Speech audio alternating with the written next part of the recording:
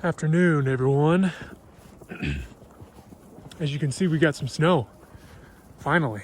Here in Madison County, Iowa, which is a little south central, we ended up with 11 inches. I know the majority of the country the last few days had gotten a lot of weather, a lot of snow. A lot of the Pacific Northwest got crazy amounts of rain.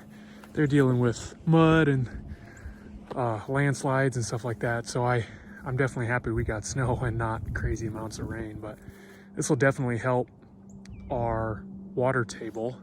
Obviously, snow amounts don't equate to the same amount of rainfall, but yeah, 11 inches will definitely help. And we actually have, well, we have a heifer in heat, but we actually have another 3 inches of snow coming later tonight. And Friday, they're watching another potential winter storm that could be bringing another 5+ inches. So we're definitely making up for our dry year right now. But quick video, I just wanted to talk about the value of round bales. You know, for those of you that have been following me for a while, this is my first year feeding rounds. Because of my herd size, I had stuck to small squares. I felt like the money that I would spend, not necessarily on round bales, because round bales are cheaper.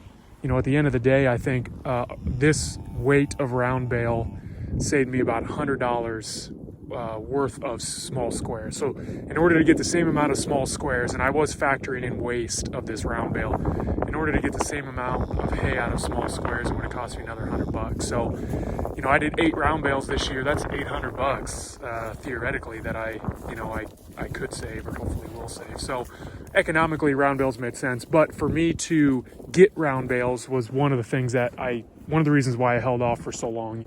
I didn't have a round bale trailer was my biggest thing. I couldn't find anyone in my area to deliver round bales, and I didn't want to spend the money on a trailer. I was having trouble finding a trailer that was cheap. So finally made it happen this year. And then the other big reason too was, you know, I felt like with a small herd, particularly of Dexters that don't eat as much, putting out a round bale for a small herd, I felt like I was gonna waste so much more of that bale just because I didn't have an insane amount of animals to eat that bale down before it really started to go rank. And obviously I could have bought or built a covered, I don't know, a covered shed or a covered sled that you could put these round bales in to help keep the elements off of it. But, you know, you drop an 1,800-pound round bale out for just a couple, 2, 3, 4, 5 Dexters, that round bale is going to sit out there for, you know, over 3 weeks before they eat it all. And depending on your weather, you know, we had a real mild winter so far. It wouldn't have been bad this year, but last year we were pretty wet with rain.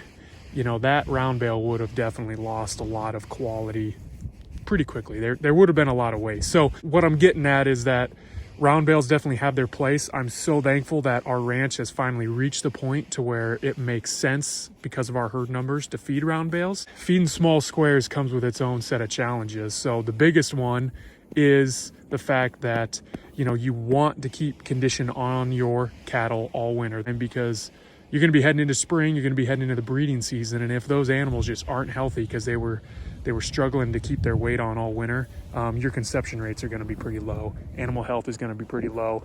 You know, two of the girls are bred right now, so they're pregnant. There's a lot of science, a lot of evidence that shows that calorie restricted cows, their offspring, when they are born, are already at a disadvantage, and they are much more likely to have health problems later on in their life simply because their mom was not getting enough to eat, not getting enough of what she needed when those calves were growing inside of her. So there's huge benefits to making sure your animals stay at that body condition that they need to get at. So 2 things I want to talk about quick.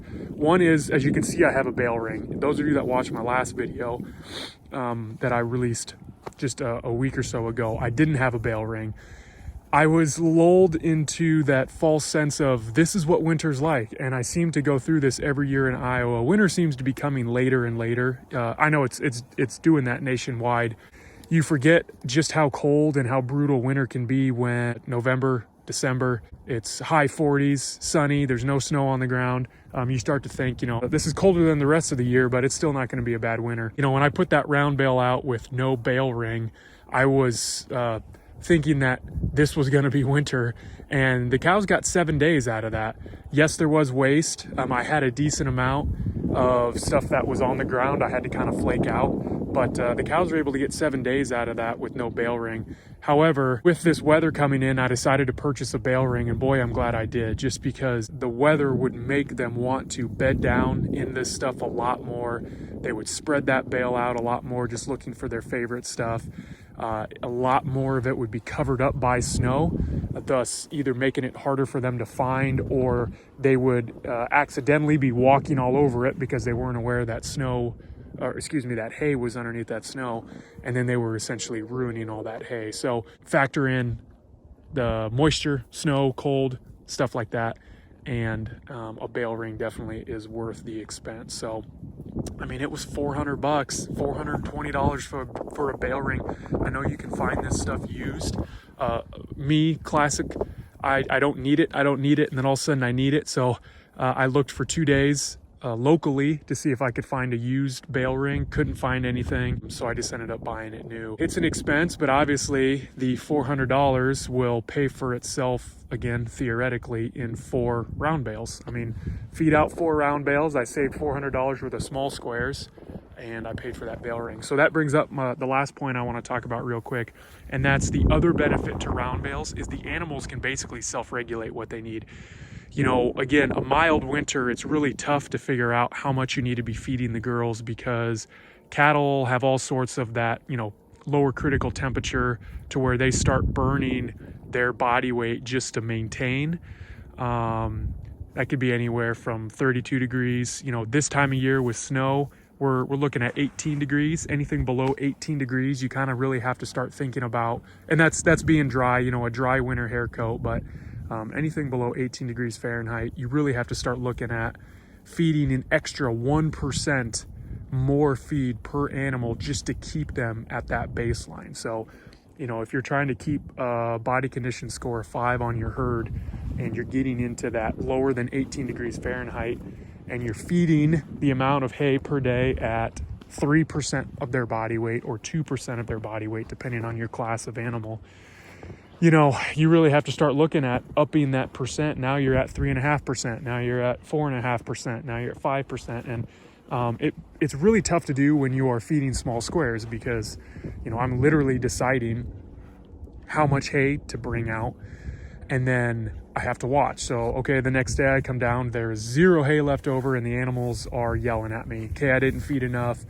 And you kind of go through this game. It's very easy to get behind when you're trying to dose those animals with the exact amount of dry matter of hay that they need to stay at their baseline. So obviously with a round bale, the girls will just keep eating. They will just keep taking what they want. If they need more food because it's really cold, really windy, really snowy, whatever, they're going to eat more, and they're going to be able to because it's here and available to them. The other thing where a round bale really comes in to play, trying to balance that feeding, is, you know, only 2 of the girls are bred. Only 2 of the girls are pregnant. 3 of them are lactating. The rest of the herd are either steers or heifers or calves. And so for me to throw out just the right amount of hay for my lactating females and my pregnant females to get 3% of their body weight, my steers I'm trying to finish to maybe get 2.5% of their body weight, and then the dry heifers to get 2% of their body weight, I'm not going to be able to sit there and regulate how much everyone is eating. And then because of the pecking order, certain animals are going to get more feed than others. And so this just allows the opportunity for those girls that really need more feed to get it. And I'll see that. The calves will be laying down and ruminating very quickly. The steer, like you got right here in front of me, he's just kind of chilling. He doesn't need as much food. Obviously Big Mac is in there because he's just a pig and he eats all the time. But the lactating females, I will see on this ring eating hay more often than I will the others, simply because they're lactating, and then 2 of them are even gestating right now. So I understand not everyone can use round bales. That's the other thing. To move round bales around, it really does take a piece of equipment or a neighbor or whoever's dropping them off to you to place them exactly where you want them. It does come with, you know, additional storage issues. So it's not practical for everyone, but I will say, for, you know, as someone who fed small squares to cattle for 5 years, 4.5, 5 years, finally getting into round bales, holy cow, man, I'm so glad I did. Now, obviously, the downside that I'm dealing with, especially because during the snowstorm, it was 32 degrees, so it was super moist. The snow was very heavy. The ground was very wet. I definitely have some ground destruction going on around this bale ring. We've got severe cold coming. I'm not sure what the rest of the country looks like, but we're gonna have actual temperatures of -5 to -10 degrees. That's without any wind chill, and that's during the day. Our nighttime temps are gonna be really, really cold for 2 nights. You know, we're talking double digits, -20. They're gonna be flying through feed, and I'm gonna have to really make sure that I get that shed bedded down with some extra thick straw before that storm system comes in. So yeah, that's it, guys. If you have any questions, comments, concerns, sarcastic remarks, anything like that, you know the drill, leave them down below. I also want to I'm thinking I'm going to send out a poll, but it was brought to my attention that even though I'm filming stuff on my phone, it's an older iPhone, even though I'm filming in HD 60 frames per second, sometimes even 4K, the video quality, once it's uploaded to YouTube, does not look very good. It definitely is not as sharp as it is. So if anyone wants to take the time just to comment down below, are my videos showing up clear? Are they grainy? Does it look like I'm filming with an old VHS camera? Let me know. You know, I'm more than willing to spend the money on a legit camera to get some quality footage, if that's what it takes. But I can't decide if that's happening for everyone or if that's on my end because of my old phone. All right, that's it, guys. Have a good day.